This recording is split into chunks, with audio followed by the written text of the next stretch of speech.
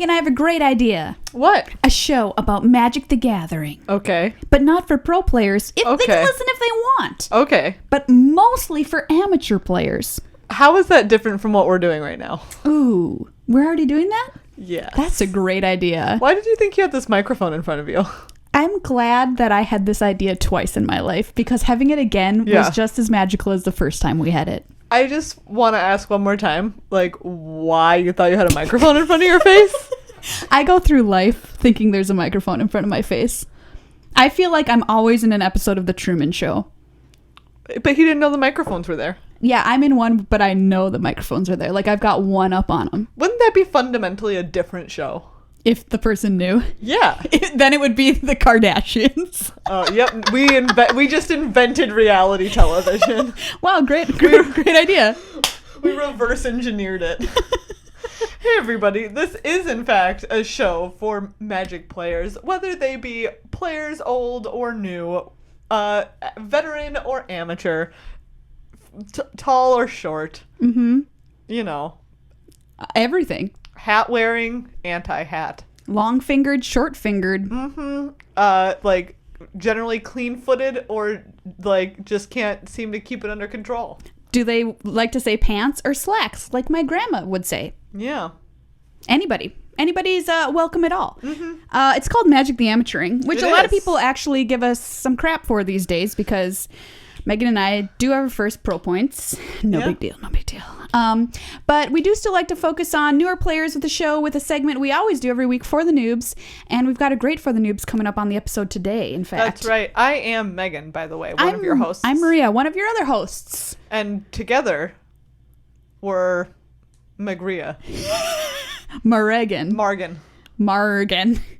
None of these are good. No. We also have Ghost Host who joins us every week, giving ghostly insights here and again. Mm-hmm. Great host. We don't want to leave Ghost Host out. Thanks for being there every week, buddy. What a good joke. Ghost Host is really funny, you guys. I hope you're hearing this.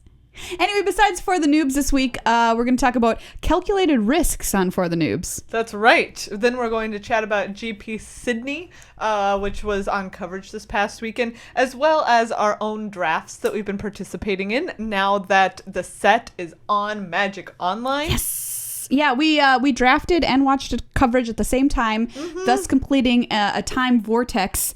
It was amazing. In which hours passed, but we moved not at all. If somebody looked at us at any given hour and then looked at us again 3 hours later, it would be the same picture. The same. It's like we're in a tableau. Then we're also going to have a mailbag.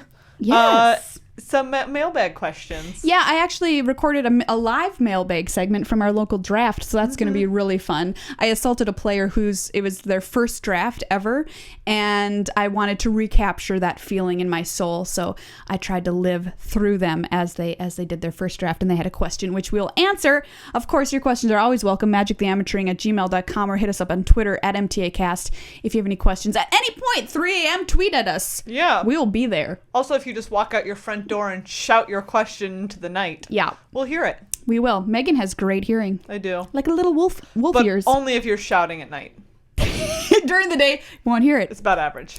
Of course, you can join our family on patreon.com/MTAcast. Thank you to everybody who's become a new family member over the past week. I want to ask you this question, Megan. Yes. If somebody stole $1 out of your checking account every week, would you notice? No. I really want the answer to be yes. I'm not telling people to try and steal from Megan. All right. I'm trying to make a point. If our show was not on every week, would you notice? Yes. That's what I'm saying. See, it's valuable enough to the point where you should just give $1 a week because you wouldn't even notice that it's gone. Yeah. But if the show was gone, I would be very sad. Agreed. So if that's true for you as well out there in listener land, consider giving us $1 a week and you won't even know. You won't even know that's gone, likely. If you keep your money stuffed in mattresses in your home, step outside at night and throw that $1 into the night. Meghan, we'll catch get it. We'll get it. Of course, on patreon.com, not only do you get great rewards for being a patron of the show, but you also get extra content. Every week we do 5 extra minutes of something non-magic related. Sometimes it's magic related that we post, and only patrons can hear it. It's a great little bonus. We also do special thank yous for patrons when we reach certain levels. We just released some audio of coverage gentleman extraordinaire. Tim will be reading Everyone Poops, but you can only listen to that if you're a patron. So get on over there if you want to hear that lull you to sleep at night. Patreon.com/MTAcast, the land where dreams come true.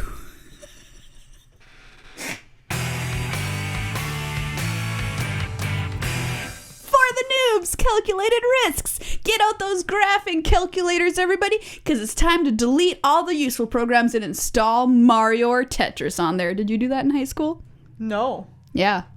We didn't have calculators much though. Did you use an abacus? Yep. Straight abacus work. Well, you know what? It's actually probably good because those guys are expensive. Yeah. And people did not use them for what they were supposed to be used for. We just installed games on them. We didn't have the option to install anything on them.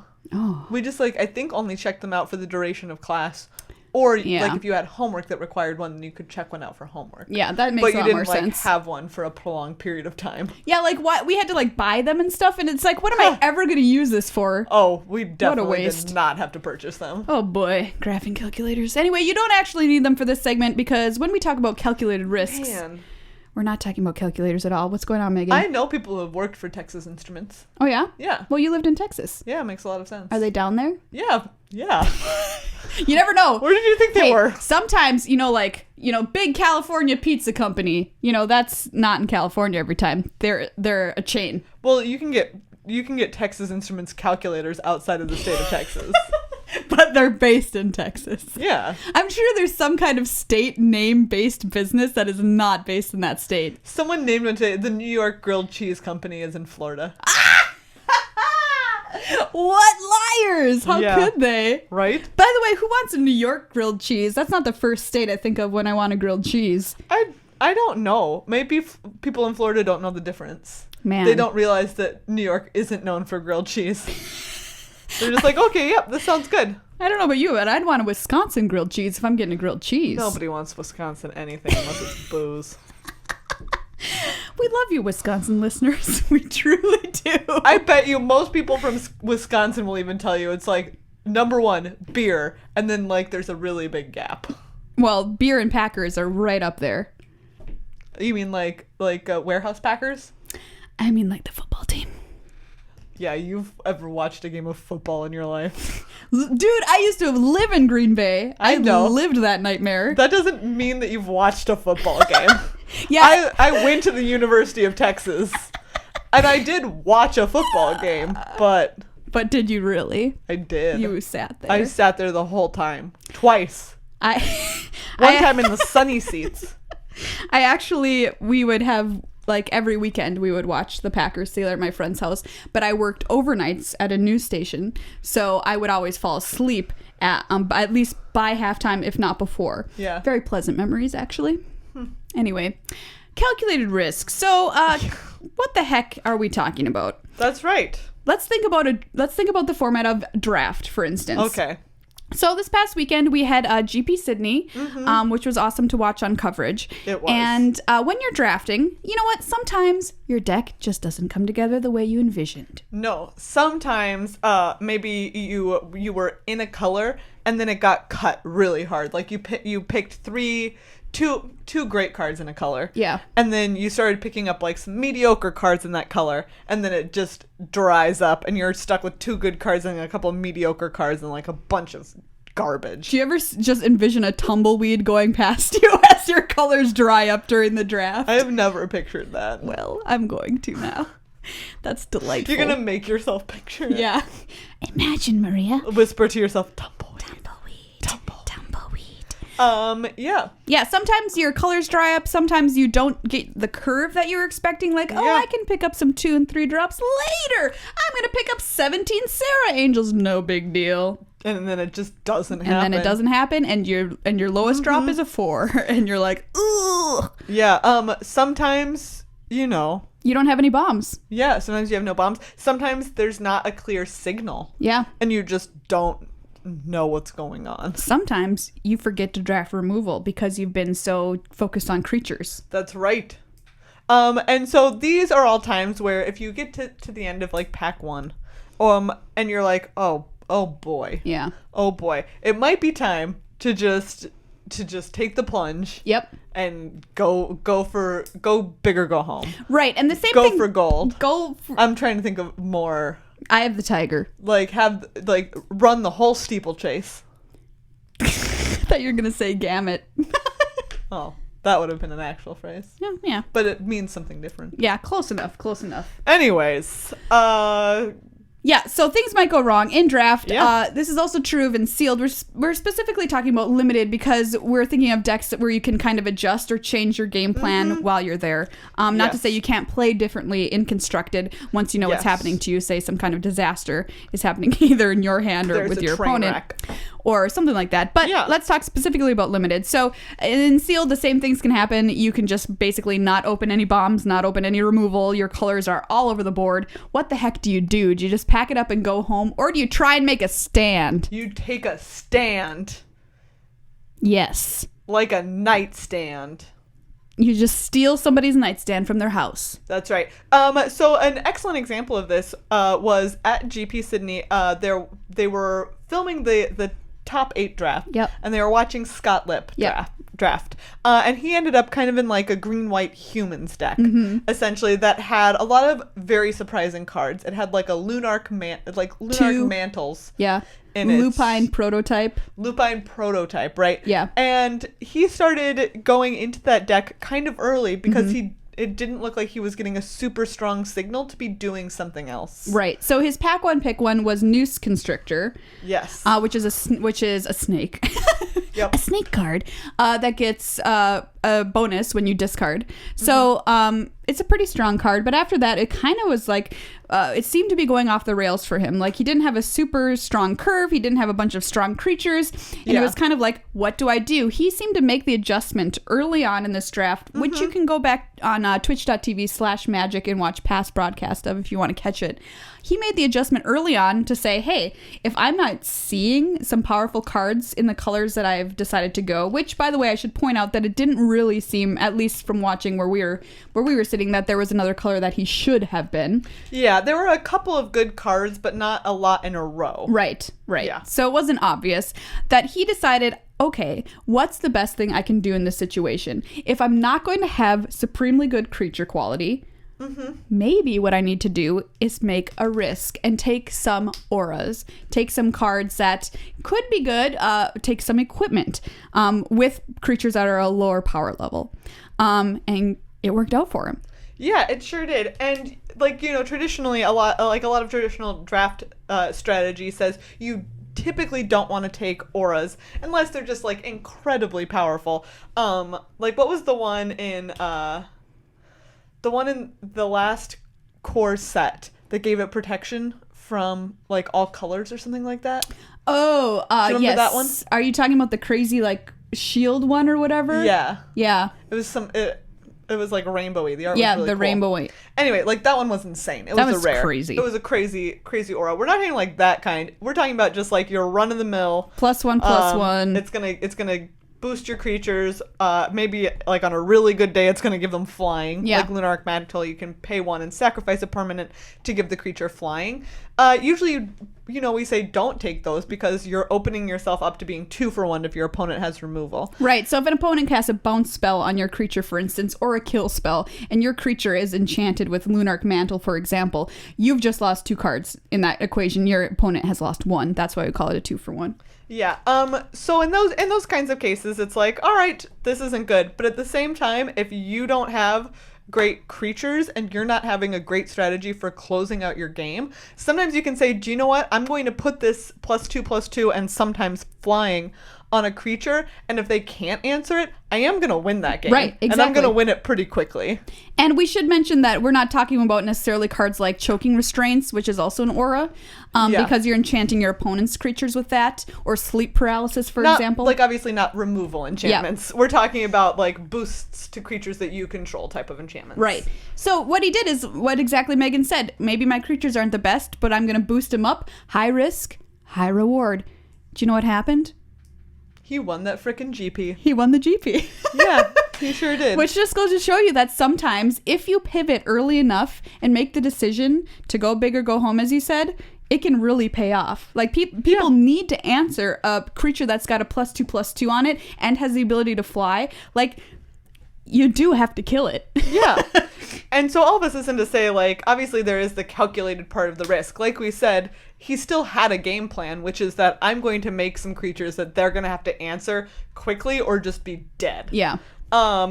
So, you know, that's a big difference from just being like, well, I'll just take, you know, all of the 1-drops and maybe I'll flood the board with 1-drops. I don't know. Yeah. It's still a focused strategy. It's just one that goes kind of against traditional thinking, in terms of, like, what's the best thing that you want to be doing in draft. As Magic players who have been playing for a little bit of time, sometimes we can get into our heads and say, oh, I'm not going to take these cards unless they're really great.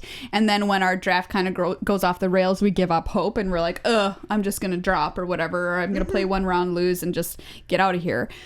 When what maybe we should be doing is try and challenge ourselves to level up our thinking into how can I turn this to my advantage. Mm-hmm. And this is something I think people can think of a lot more often in Sealed as well, because Sealed is where you hear the most moaning, of course, when people have a bad pool, which, you know, of course, we've all been there, okay? We've also had the greatest pool in the history of Magic. Check out a pre-release story a couple episodes ago.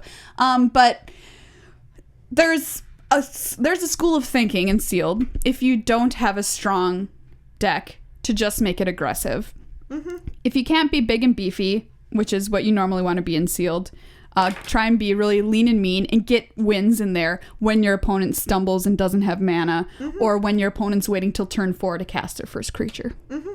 So that's another example. Although, don't make a deck that can't cast a creature until turn 4. Don't do that. Yeah, that's probably not a good idea. That's not a good idea. I mean, Sealed tends to be slower, so sometimes people take more risks like that. Like, that's a bad idea, you guys. I'm saying it right now. It's a bad idea. Your creature curve starts at 4. Don't do it. Don't do it. Or keep a hand, for instance, that has a 4-drop, and you're like, I'll be fine. Oh, that happens sometimes, yeah. You know, so that's just another way to think about it. Like, how can I work with this? Work with me, people. Make it work.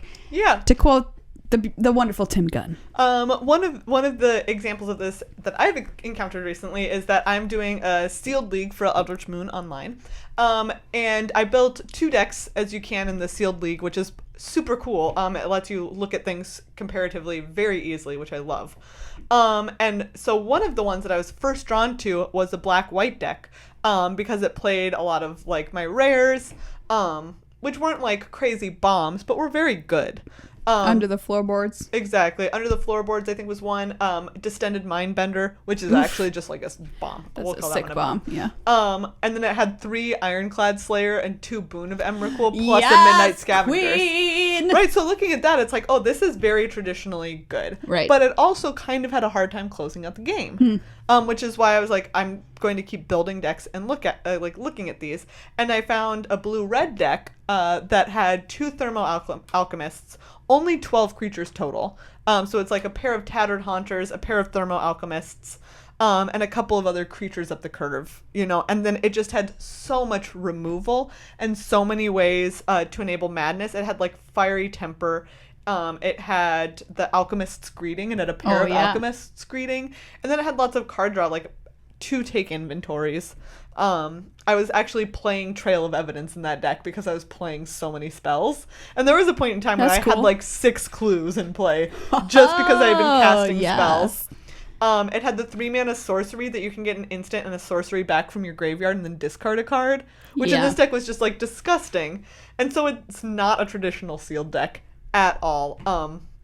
It isn't really super beefy, but at the same time, the advantage that it had over the black-white deck is I felt like it had such like so much of a clearer plan on how to win. Right. It's like, oh, I'm going to play these Tattered Haunters and get them in the air. I'm going to play these Thermal Alchemists. I'm going to ping them to death. Yeah, Thermal Alchemist, really a card that's kind of starting to be one of the all-stars, one of people's favorite cards. A breakout star, that's the word I'm looking for, from Spooky Moon. Yeah. So yeah, and like so far that deck has just been like kicking ass. Yeah, I've seen it in action, you guys. It's the real deal. I beat a Resolved Mirrorwing Dragon that was in play for like 6 turns, and people are like, "Oh, did you like use like the treachery effect?" And it's like, "No, I just pinged him to death." I had Thermal Alchemist. I didn't care. I didn't care. Those things are 0-3. They block for days, and then they turn sideways, and they kill you in a whole bunch of ways. That was some sick rhymes. They really only kill you in one way through 1 point of damage. Just by pinging you to death. Yep. And I had so many spells. I was usually doing, like, there were times when I had, like, a pair of Thermal Alchemists, and I would cast a spell on my turn and a spell on their turn. So I was, like, pinging. I could ping for, like, 6 damage across my turn and my opponent's turn. Pingers are the real deal in Sealed. Yeah, they are. Oh, I rhymed again. I really didn't try that time. So anyways, it was super sick, and it's definitely, like, I would not qualify it as a super traditional Sealed deck, like the type that you talked about. Right. But it's great. You know, I would encourage everybody to go out there and check out Scott Lipp's Top 8 draft from GP Sydney if you haven't had a chance to look at it yet. It's really a good exercise in making the best out of what could have potentially been a disastrous situation. And then just watch him play a couple of rounds with the deck, too. It's really fascinating. Yeah. Twitch.tv/magic is where you can find all of that. I would also say sometimes that you can make calculated risks. We've mostly talked about limited. Yeah. But like sometimes metagaming decisions that you make before you go to a tournament could be called a calculated risk. Absolutely. If you decide not to play what's traditionally thought of as like the best deck, but you're going to play something that's really good against that deck, but maybe weak to other decks in the field, that's a type of calculated risk that you can take. You can, like, I would say, like, sometimes shaping your sideboard for a tournament is very much a calculated risk, because you're taking essentially a guess at what you think the rest of the field's gonna be. Yeah, you are. And shaping your plan around that. And then, I'll go into one more story. Yeah, do it. But when we were playing GP Minneapolis, I was playing versus a white weenie deck, and I had... Was this versus me? No, it wasn't you. It was way earlier. It was early in day one, middle of the day in day one. And so I had, it was game 1, right? Which is really rough anyways. And I'm trying to think, like I was doing okay. I had almost stabilized, but I wasn't quite there. And most importantly is, I think what happened is I had languished on 4, but my opponent had at that point flipped a Kithian into a Gideon. And I had a Sorin in hand that I was like, if I can just get to 6 and cast this Sorin, then I'm going to be fine. Yeah. But I only had I think like 4 or 5 lands and not another one in hand. And I kept bricking. And earlier in the game, I had a, what's the 2 and a black? A Read the Bones. Yeah. In my hand since the beginning, which I hadn't used because usually, you know, it's like, oh, they're trying to kill me as fast as they can. I'm not going to, help them out and deal 2 damage. But, okay, so this is how it works. Interestingly, I ended up losing, right? And the next turn I would have drawn a land for Sorin. Also, the last, chunk of damage dealt to me was when I was at 4 life.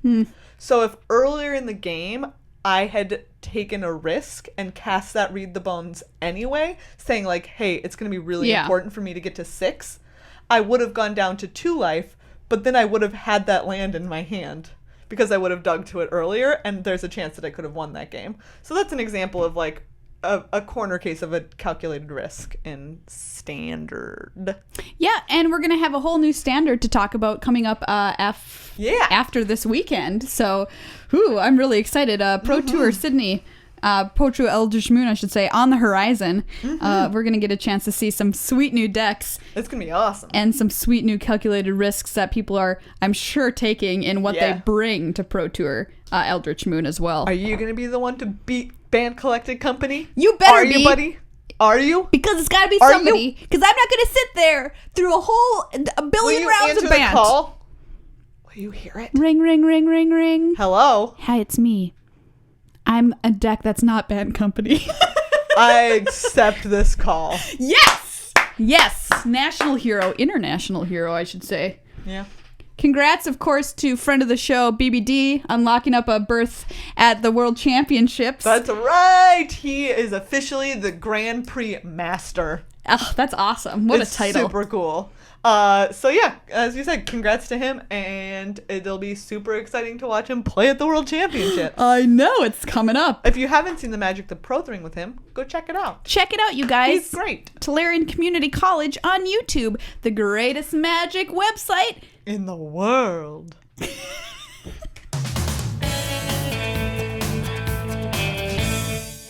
GP Sydney. And Montreal. And Stockholm. That's right, everybody. There were 3, count them, 3. They How always many? come in threes, don't they? That's right. Just like a couple of other things. Like dead celebrities. What? They always come in threes. I think we're on like 6 for this year. But I guess that's they come 2 in sets chunks of of threes. threes. I shouldn't say chunks. Chunks.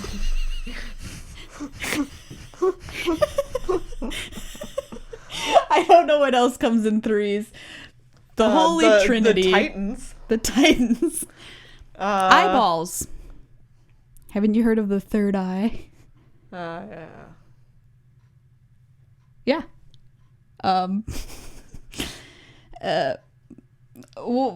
Legs You want to explain that one? on a tripod. Tricycle wheels. Very Always good. come in 3s. So 3 GPs. What more could you ask for in life? Not much. Yeah. Megan and I watched the GP Sydney coverage. Yes, we did. Because that was the event that had video coverage this weekend. Yes, it was it pretty did. sweet. We just talked about Scott Lipp and his winning draft deck, which was pretty cool. But But what deck did he beat with that green-white draft deck? another really sweet deck. An insane This deck I would never have drafted in my entire life. I'm too scared. How many colors? 4? 4 colors. Count them. How many? 4. They That's always right. come in 4s. 4s. Everything comes in 4s. Wheels on a tricycle. What you yell at a golf course. Legs on a tripod. Some kind of small desserts. Eyes. Eyes do not come in 4s unless you're half a spider. Aren't we all just half spiders, really? That is the scariest thing you've ever said on this show. The scariest thing I've ever said is, aren't we all half spiders? I'm scared of spiders. All right. Aren't you? Aren't Don't you? act like you are best friends with spiders up You in shouldn't here. be afraid of spiders. You're half spider. Oh my god, no. You're a half spider. Anyways, it played Tamio, field researcher, Oof, yeah. and also Emrakul, the promised end. Whoa, talk about having it all and eating it too. Yeah. Which is almost the saying. That's almost a saying. That's very true. Besides that, it was a collection of creatures and removal spells and spells. And, sick planeswalkers and giant flamplers. Yeah, it's kind of funny because if you think about what happened to Scott Lipp, like he wasn't getting clear signals or whatever. I'm not exactly sure where he was sitting. In relationship but- to this person who was also, it seems, not getting clear signals. Or was just like, I like this card. I like this card I mean, also. like if you take I like Tamio this up, card. why not take Emrakul, I guess? Interestingly, playing 2 Terrarian, Yeah. which is pretty crazy. I mean, makes a lot of sense. you sack it, pay 2 and sack it, you get 2 colors of any mana and you get to draw a card. Yeah. Only costs 1, so you're not sacrificing too much, pun intended, by playing it in your deck. But it also adds a card type for Emrakul. yes, absolutely. So yeah, it's kind of like sort of dirtling around and flying around and hoping to cast big things. Got Or second. just some sick planeswalkers. Yeah, and so this was Jan Cassander of the Czech Republic, who lost in the finals. Pretty cool, though. Pretty cool. Pretty darn cool. I know that Ben Stark was playing an aggressive red-white Boros deck with 3 copies of Ride Down in it. Holy cow. Like, Nothing gets to block. Nothing. Don't block. Ever. It's gonna die. Yeah, obviously the key in this deck is to just never block it. Yep. You're really going to show him with all those ride downs in hand. Like, once you've seen the second one and you're like, Block, right? Yeah. Right? This can't possibly die. Can't have a third one. I actually drafted a Boros deck the other night, Megan. Yeah. When we were having Couch Draft 2016, meaning we were sitting on the couch drafting while watching coverage. That happened. And it was Boros, and I had 2 ride downs because nobody else wants them, and nobody drafts them because nobody thinks anyone's gonna play them. Crazy. Yeah. That's awesome. That was kind of funny. So those were some decks that were a highlight for me in the top 8 of GP Sydney. They were pretty cool. We also had a couple of 9-0 decks from day 1 in Montreal that we're going to take a quick look at, including this first one from Felix Say, who was playing sort of like a green-white aggressive deck with Thalia. It's a good card. Yeah. So I hear.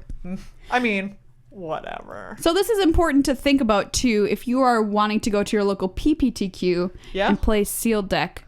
To look at some of the decks that went 9-0 at Montreal, which you can find on the coverage archives on video. So it's kind of interesting. Like, this deck's pretty aggressive. It is. And a lot of times, like we said earlier, people don't necessarily associate aggro with sealed. No. But when you got it, you got it. And Thalia is certainly somebody that will help you get it. Yeah. Look at that hair. It's like she was in a Pantene Pro V commercial. Can you imagine? Hi, I live in Innistrad. There's a lot of vampires and Sloopy Eldrazi. Oh, do you ever notice how many split ends you get when you've just been battling ghouls, ghosts, demons, zombies, vampires, and more? Well, guess what? That doesn't have to be the way it is. I have the shampoo and conditioner. It's a 2-in-1 just for you. Because who has time to both shampoo and condition when at any moment you might be attacked by a monster? Nobody has that kind of time. Also, I have 2 kids. Look at my body. You couldn't tell. Thalia has kids? I mean, I was just making a commercial. What? They don't ever say that in commercials. They don't, but I assume it. You assume that women in commercials have kids? For shampoo. What? Oh, you're right. Childless women don't wash their hair. I forgot. That explains why I haven't ever shampooed in my life. I can't really explain what I mean. But for me, it's always like, I'm a busy lady. And I don't know. No, I totally get what you're saying. Only women with kids wash their hair. That's the lesson that I'm taking from this. Let's look at another 9-0 deck from John Severin. What if I just keep giving you shit about this instead? Fine. This is also a green-white deck. Yeah, I mean, maybe green-white's the real deal. Maybe it is, because it also has a slightly more aggressive bent, including a copy of Lambhold Pacifist. Oh, yeah. The sick-ass rare Tireless Tracker. Yeah, I mean, what a card. What Noose Constrictor over here as well. Yeah. Holding its weight. How do you feel about Spectral Reserves? 3 and a white for makes them 2/2 spirits. And you gain 2 life. Do you know what? I have generally liked it. I had it in a draft deck the other day, and I was satisfied to cast it. Yep. I wouldn't be like, woo! But I'd be like, yeah. Question. What is your favorite breakout card? Is it Thermo Alchemist right now? Oh, that's a really good question. No, right now it's Lone Rider. Lone Rider's my favorite too. This deck has Lone Rider in it. You guys, I am serious when I tell you that Lone Rider is insane. It's just bonkers. It is not hard to gain 3 life in a turn in this format. No. Not hard. There are so many different ways you can do it. Like Lone Rider plus combat tricks is just an archetype. Yes, so I drafted a deck the other day where I had 2 Lone Riders, and this was incorrect, but I think almost correct, where I played you played Chaplain's Blessing. I remember because I was highly disappointed in you. Yeah, you were. But let me tell you, I was like, the benefit of getting those Lone Riders flipped on turn 3 is so strong that I'm going to put this card in my deck. I actually sided it out because I didn't really need it because I had enough ways to trigger the life link, or the life gain. So, but honestly, I am not messing around. When this thing flips on turn 3, what are you going to do? I don't know. If you don't have choking restraints, you're done for. Or drag under. Sure, drag under is all right. But it's still coming back. Yeah. No, I mean it's the real deal, and it doesn't look like it when you first look at it. No. And I think people were talking about it this weekend, I'm not sure if it's as good as it seems. So it is. It's a very good card. There's a high correlation between playing this, having it winning flip, a game, and winning. winning a game of Magic. Yeah. So there you go. That was another one we saw. Let's see if there's another one hiding in here. Oh, he also had Heron's Grace Champion, which is quite good. Oh, this is a deck from Jamie Madel. Madel. Not sure. Imprisoned in the Moon. Jamie in this deck. Mad Ill. He's mad ill. He's got mad magic skills. That's right. Man, going 9-0 on day 1 of a GP. Can you imagine what that feels like? No. Like probably a massage in Iceland, like where there's like a hot spring happening next to you, and you've got like a champagne, and there's somebody playing a harp. What if I'm just in the hot spring, so and then like a stranger isn't touching me?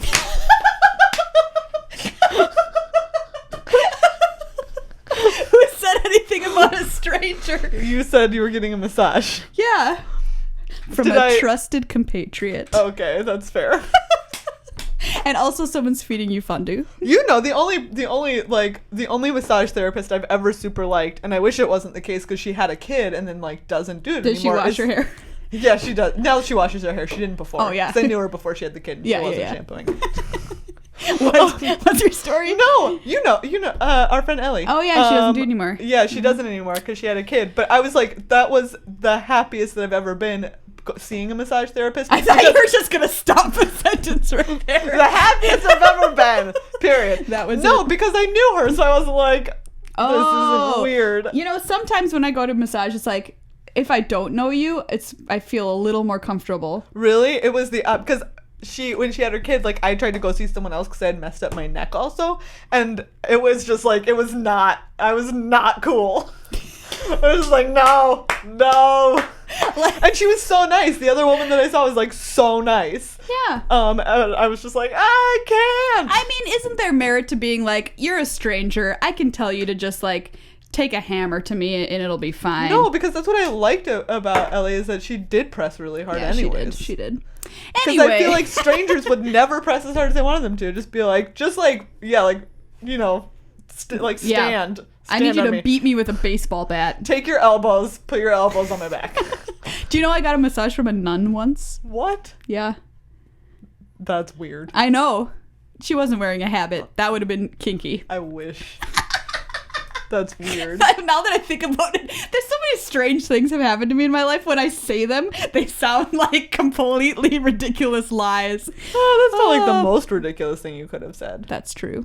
I got a massage from a half spider. We're all half spiders, so you did. Anyway, Jamie's deck.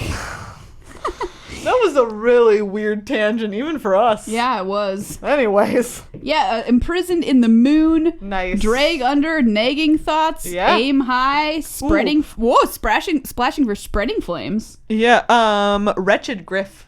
I've liked that card a lot. That card's great.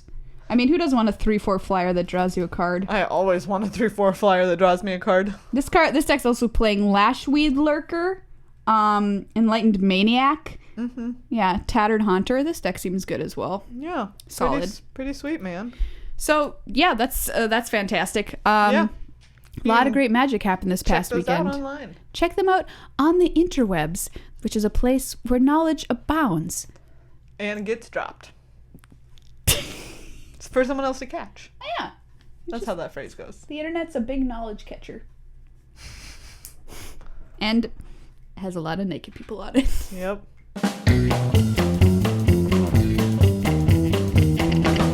As we mentioned, we've been drafting a whole bunch this past week. Not. So we can just run through some highlights real quick. Yeah, highlights for children. I drafted a black-white deck that had 2 Ironclad Slayer and 2 Boon of Emrakul and a Murder, and Sick. I just crushed. Ironclad Slayer, we should point out, is another all-star of the format right now. Oh, that's true. And like that particular pairing is just disgusting. It's so good. A lot of people are saying black-white is the strongest color. I'm not sure if I think it might be too early to call on that. Yeah. But I think it's very strong. It is really good, and I had a lot of fun. Like I said, I just ran over. There was nothing that happened that I was worried about. There was nothing that they could do. I was just like, whatever. Isn't that great? That's what I was talking about, the feeling when I was playing White Weenie at the GP in Minneapolis. I was like, I'm not worried about anything. Like, whatever you do, I'm pretty confident in my ability to win this anyways. Yes. Like I did. I drafted a green-black Delirium deck the other day, which is totally not something that I usually do. I don't usually draft green-black. And I was like going all in on Delirium because I had Liliana's Elite, which gets +1/+1 for every creature card in your graveyard, costs 2 and a black. Yeah. So you got to be going deep. I've seen, I lost a game to a deck playing that card. Yeah. It had multiple copies of it. Ooh, it was insane. that's cool. And it was like the first one was like a 10-10 and then the next one was like a 12-12 because it was a late game. Yeah, I played a Vessel of Nascency. Is that it? Yeah. The green one? And various other Delirium enablers, including the enchantment that at the top of your turn puts 2 or 3 cards in your graveyard if you want. Oh, okay. Just to enable that, I had the 4/5 flyer that comes out cheaper with Delirium. Yeah. Various other Delirium enablers. I was not expecting to win with that deck, but I did. 3-0. It's pretty good. We streamed the other day. Yeah. Which was really cool. If you didn't catch it, of course, you can go to twitch.tv/magictheamateuring and check out our past broadcasts. We drafted a really sweet blue-green Emerge deck. Yeah. 3-0. It was a lot of fun. Yeah. The other night, I drafted a blue-black Emerge deck that had no fewer than 4 Emerge cards. Sick. It was really cool. What was your best Emerge? I don't want to say it because it's Abundant Maw. Oh, We all know Meghan. how I feel about Emerge Rhino. Leech Rhino. That sounds a little traitorous to me. I know, but it was so good. And then also Wretched Griff. Like, that's probably... Oh, yeah. Like, honestly, at the end of the day, that's probably just it. I abundant mon somebody to death. Like, I think... I did that a couple of times. I had 4 cards left in my library, and I knew it was in there, so I was like, you think you're going to mill me out, but you're just going to die. Oh, man. This is actually... So my opponent also played... Like, I played an Abundant Maw, and then they played one. And then this is... I have now had the pleasure twice of drafting decks that I call the B-list rares deck. Because it included Gyre Reach Sanitarium and Welcome to the Fold. Nice. Which, Welcome to the Fold, I've been getting it like 5th pick. And, obviously it's in pack 3 in Shadows. And it's just like, if you just cast it for its regular cost of 2 blue, it's like very good. You just get to take a creature and you also gain a creature because you're gaining control of it. And then like with Gyre Reach Sanitarium, I just took their Abundant Maw. Because it was late in the game and I had so much mana in play that I could just take it for its madness cost. What's and I was like, the blue card where they decide the 2 piles? I don't remember. Hold up. And I don't know. Starts with an F. Forgotten. Research. First business. What a terrible name for a card. Oh my goodness. First business. That's the business set.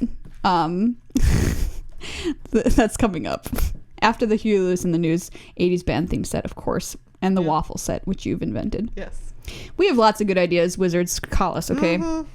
I wanted to mention this card because we played it in our blue-green Emerge deck. And I've played it in other decks too. It's a lot of fun. I love this card. It's Fortune's Favor. Yep. It's total mind games.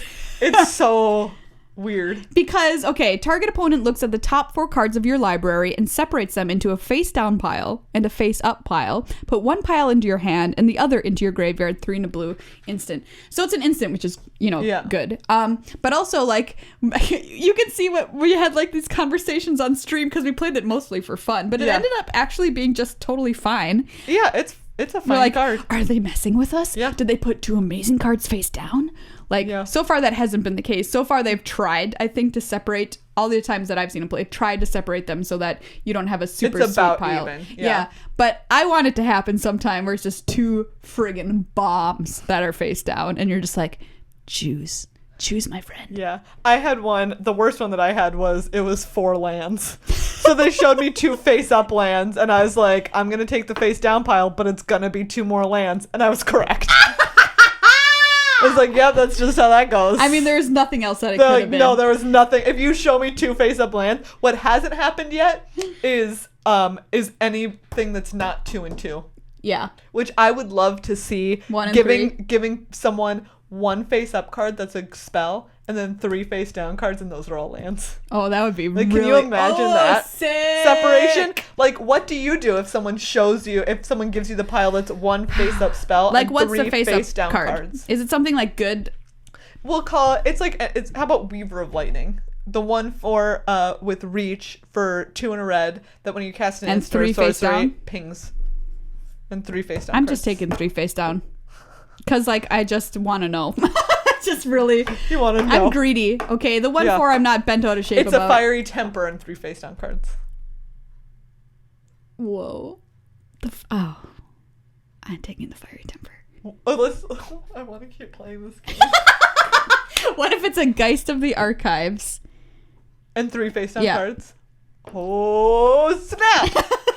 I take 3 face down cards. Oh, shoot! Okay, what if... what if it's 3 face up cards and 1 face down card? The face up cards are like Geist, Fiery Temper, and like... I'm already taking the face up pile. But what if you have like a Mega Bomb? What if you have Gisela in your pool? I don't care. I'm taking the face up cards. Oh, I love this card. Like, that's just so much card advantage. Yeah, that's true. You gotta weigh that. Do you know what? Gisela dies to fiery temper. She does. So I'll take the card that kills her. Okay. All right, fair enough. If you've had a really cool Fortune's Favor, tweet at us at MTAcast. I want to know. So, anyways, I've had a great time. People just keep passing me Gaia Reach Sanitarium, and every time I'm like, I'll take it. I'll play that. I'm already playing Madness cards anyway every time I take it, so I'm like, yeah, all right. Yeah, this format's Looks sweet good. so far. Like, we've drafted it a bunch, and I think it's really fun. I'm having a great time. Yeah, great time with this format. Thumbs up from us. Eldritch Spooky Moon, you really make me feel complete. Not that I didn't, but without you. I'm a full Whatever. person, okay? Oh. You're adding to my life. I was just saying it as a nice sentiment, Oh, okay? now I sound like I'm such... It's fine. It's fine. It's fine. I was good, and now it's things fine. are even better. Do you know what? You also at the same time, you don't need to act not needy for other people. Sometimes you need something. Really? Yeah, it's okay. Hey, thanks. You're welcome.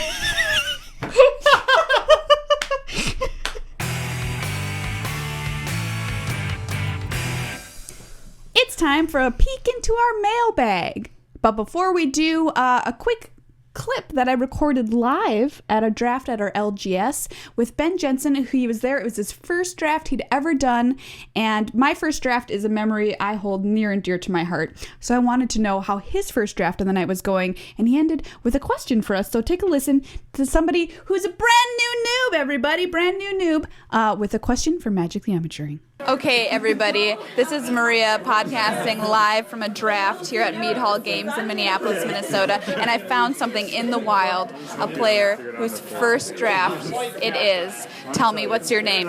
My name's Ben Jensen. So Ben, first draft, why the heck are you here? I'm here because a friend brought me, and we went to the pre-release for, what's the new one? Eldritch Moon. That's it. We came to the Eldritch Moon pre-release, and I thought it was really fun. So I told him to invite me to anything else he goes to that was magic related. So tell me this, would you rather it was called Spooky Moon instead of Eldritch Moon? That make it easy to remember, yeah. Excellent, correct. That's the right answer. So what do you like about playing Magic? I grew up playing card games like Yu-Gi-Oh! And I recently got into Hearthstone, and this really reminded me of Hearthstone, but they were actually physical cards. So that's what I really like about Magic. It's like a combination of my favorite game and like physical cards where you get to collect and trade them or whatever. Sure. So, what was I going to ask you? How did you feel when you're drafting? Did you come in with any knowledge about how to draft? Did you watch any videos, read any articles? Did your friend coach you? How did you enter tonight? I looked up what the heck is drafting, and I was like, oh. Is that what you Googled? No, not specifically. Sorry. I do regular Google searches. But I was like, okay, you pass to the left, you pass to the right, try to pick good cards. That's what I came in knowing. I didn't know many of the cards from the Eldritch Moon, but I do remember some of the cards that I played against. So I was looking for those. But anyway, yeah, not a whole lot. Was your experience with Hearthstone did that help you evaluate some of the cards, knowing whether a card is good or bad? Yeah, somewhat. I can sort of tell what the power level of a card should be. Yeah, kind of compare it to Hearthstone. They're similar. My friend kind of tells me what's good, what isn't. I kind of compare what he's talking about with Magic to what is good in Hearthstone. So yeah, I think that kind of helped.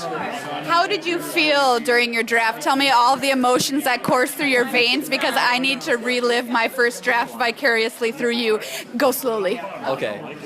Well, when I first got a deck for Magic, it was black-red, and I really liked the colors black and red. So I was Oh, give me a high five, those my colors! Yes. so I picked all the black and red cards I could find.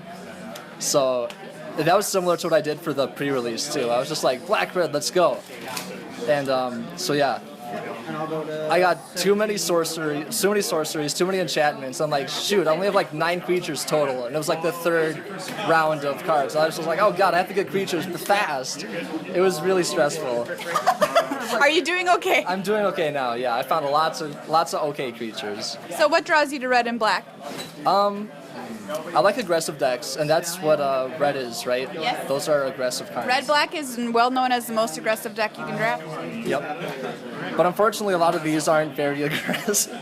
I tried trading some of these out with the sidebar. My friend helped me try to find some better cards, rather than I had too many high-cost cards. I don't know. I didn't have a good curve.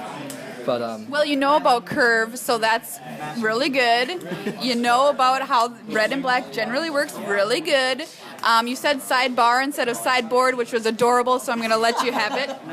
this is a courtroom, right? Yeah, yes. You're on trial. What's, just as a newer Magic player, what's maybe the biggest question you have about Magic going around in your head right now? When to attack and when not to attack, because I just have so many creatures on the board, and I'm like, I'm not doing any damage right now. I should be, it's different than Hearthstone where you could actually like target creatures and like control the board. But with Magic, it's like you have no board control unless you have removal spells. But when should you attack? Like when it's most advantageous, you're going to do damage, or should you be worried about blocking the most? Great question, and Megan and I will now attempt to answer it for you on our show. Okay, Megan, so his question is, how do I know when I'm supposed to attack? How do I know when I'm supposed to block? How do I know what I'm supposed to do in life?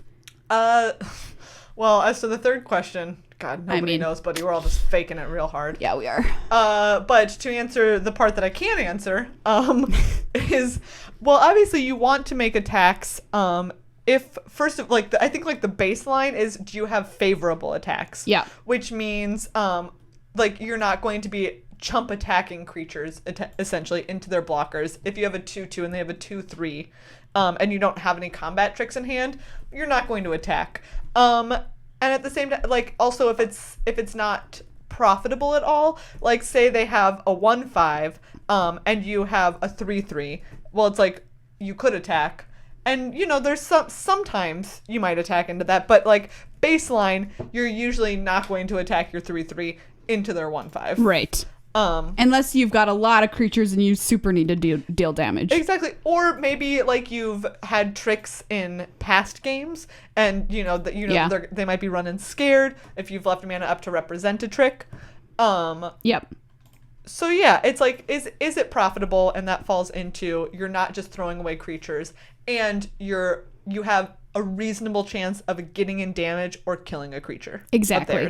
And I think this all boils down to what your deck's plan is. So I remember the deck he was playing. It was it was attempting to be an aggressive red-black deck. Yeah. And the thing was, his creatures just didn't match up well against mine. Mine were a little bigger and beefier, so he didn't really have any good attacks. So I think that was part of the well, what am I supposed to do? Yeah. And I think the answer to that is, when you're drafting your deck, make sure you're thinking about how your deck wins. Yeah. So if you want to draft red-black, which is generally an aggressive quick deck, you need to think about grabbing those early creatures, and a lot of them, and backing up with some tricks to back them up so they can beat my fatties in combat.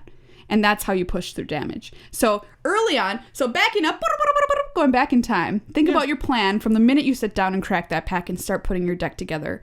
Can inform later on, am I supposed to attack? Am I supposed to block? Yeah. What I should do. Yeah, and then the next thing is, and this is a mistake that I still make sometimes if I'm not thinking hard enough, is sometimes I don't attack and I'm not going to block anyways. Yeah. So it's worth it to ask yourself, okay, if I'm not attacking, am I blocking with this creature? And if the answer is no, then it's well, then why are you not attacking with it? And that's most applicable, I think, if your opponent doesn't have, all of their creatures are tapped. Maybe you're just trading damage back and forth. and you're like, well, I'm not going to attack. Maybe I'm going to block. Yeah. You need to make that decision now. Exactly. You need to think about, like, maybe you're like, I'm worried that they're going to have a haste creature and they're going to kill me. I'm worried that they're, maybe they have some mana open. I'm worried that they have a flash creature.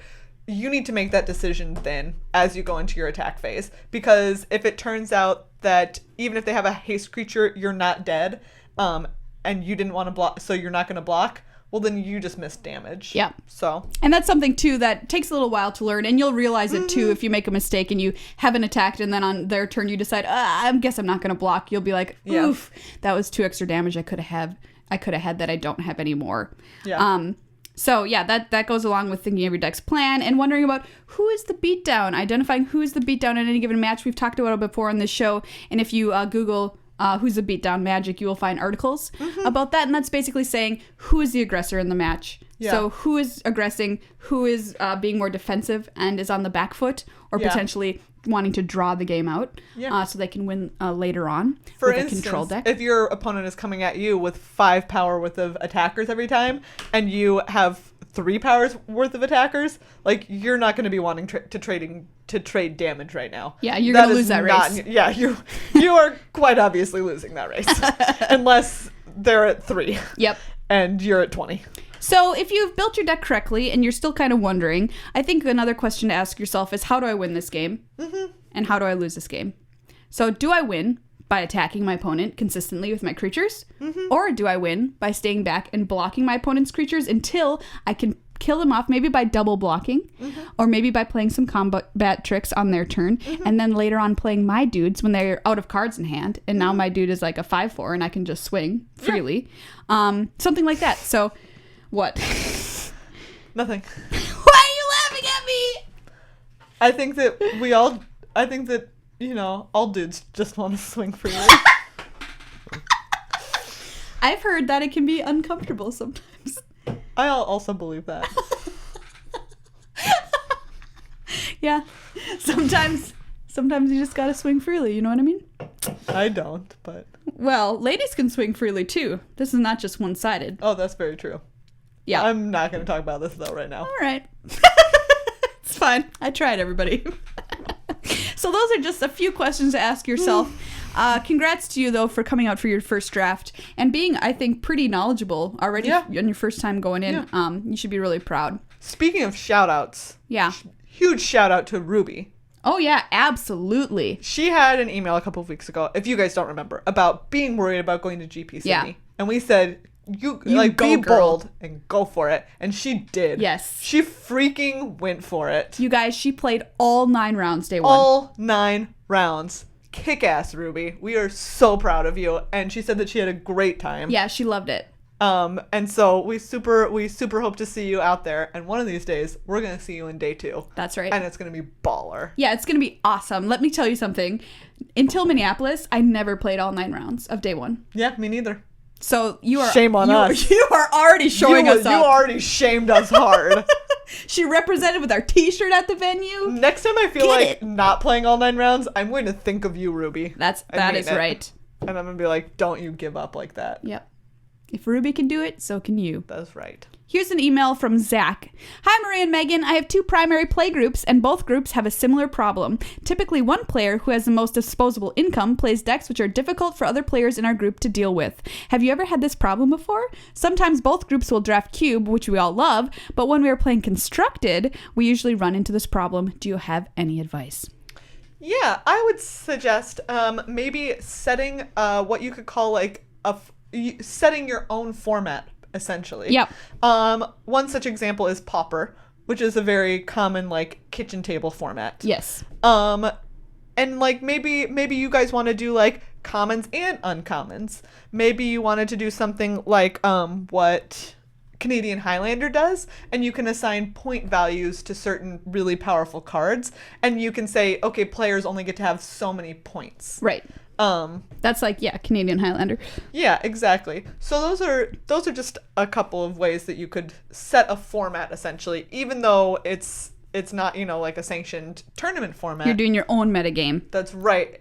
If you're playing casual, you play how you want. And also, consider proxies. I mean, maybe your friend can buy the actual deck, but what's wrong, in my opinion, with saying, hey, maybe we can't? Like, you can go to a tournament and play with it, but like, why don't we just make proxy cards? If you're playing at your kitchen table, and just test the decks against each other, know? And then maybe I can make the decision to make the financial contribution and go in on purchasing this deck. Yeah.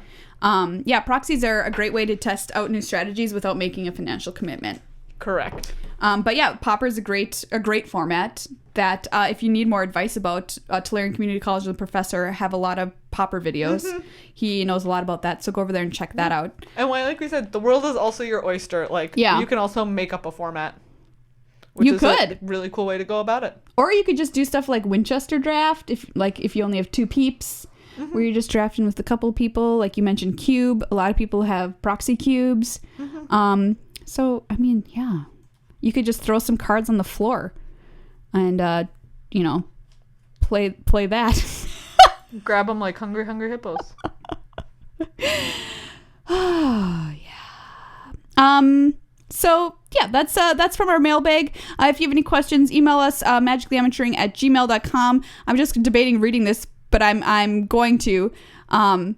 This person emailed us with the subject line pre-release packs. I think it's just basically somebody who wants to confess to us like we're priests. Yeah.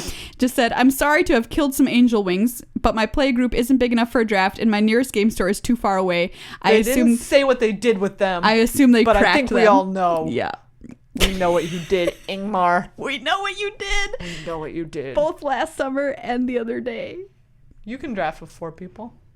You can draft with 2 people. Like I just said, Winchester draft is Google a 2-person it, Ingmar. draft. Google it. Check it out. I've done it. It's fun, okay? Angels need wings, too.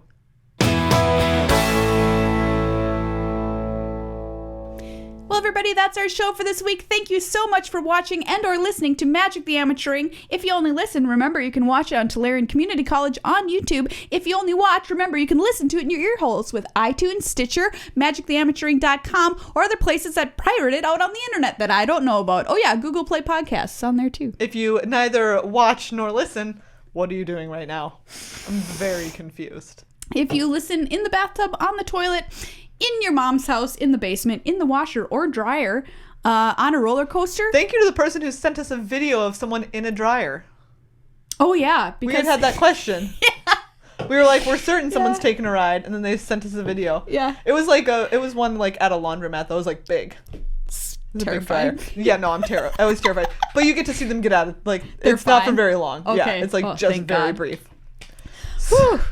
Remember that though? Anyways. Yeah, I do. So we're going to record some 5 extra minutes of content for people who are patrons. That's right. If you're like, I wonder if it's worth it. Today we're going to be talking about just like any famous kinds of pairs, like Brizella, for example, or Thelma and Louise, and deciding which one of us is which in any given pair. So if that sounds like something that you want to listen to, chip in just as little as $1 an episode. It goes a long way towards helping us sustain the show. Yeah, and thank you to everybody who's done so far. Your support is appreciated more than you know, probably. Of course, find us on Twitter at MtA Cast. Say hi to us online if you see us on Magic Online. And we'll see you around, probably. Yeah. If you come out to some tournaments, you come out and play. If you come out to the internet. If you're in Portland, come and find me. I will be at GP Portland next weekend. Oh, that's right. That's going to be awesome. Yeah. So this coming weekend is, of course, Pro Tour Eldritch Spooky Moon. Tune in to twitch.tv/magic to check it out. Of course, starting on Thursday night, they're going to kick it off with Draft, which is super exciting because normally it's Friday morning and it's like we're at work. Yeah. So you have to watch kind of on the DL. But now it's like Thursday night party. Yeah, man. Break out those pizza rolls. Australia. And go to town. We're going to eat so many pizza rolls. Call me, Totinos. I'm being real. Call me.